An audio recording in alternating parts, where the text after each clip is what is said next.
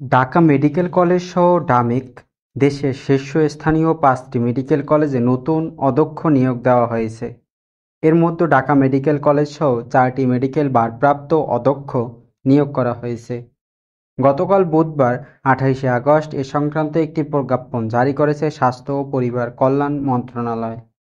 মন্ত্রণালয়ের স্বাস্থ্য শিক্ষা ও পরিবার কল্যাণ বিভাগের প্রজ্ঞাপন বলা হয়েছে, ঢাকা মেডিকেলের ভারপ্রাপ্ত অধ্যক্ষ হিসেবে নিয়োগ পেয়েছেন প্রতিষ্ঠানটির thoracic সার্জারি বিভাগের অধ্যাপক মোহাম্মদ কামরুল আলম।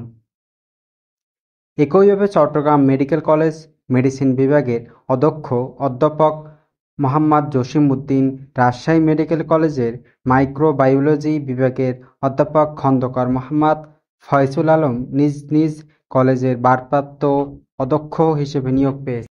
অপরদিকে গাজীপুরের শহীদ তাজউদ্দিন আহমেদ মেডিকেল কলেজের অধ্যক্ষ হিসেবে নিয়োগ পেয়েছেন বরিশাল শেরেবাংলা মেডিকেল কলেজের অ্যান্ডোক্রাইনোলজি বিভাগের অধ্যাপক চিকিৎসক মোহাম্মদ আজিজুল হক।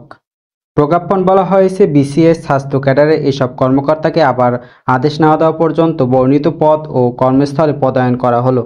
রাষ্ট্রপতির আদেশক্রমে এই প্রজ্ঞাপন জারি করা হয়েছে বলেও উল্লেখ করা হয়েছে প্রজ্ঞাপনে। উল্লেখ্য, ছাত্র জনতার গণ অভ্যুত্থানে শেখ হাসিনা সরকারের পতনের পর শিক্ষার্থীদের বিক্ষোভের মুখে বিভিন্ন মেডিকেল কলেজের অধ্যক্ষরা পদত্যাগ করেন।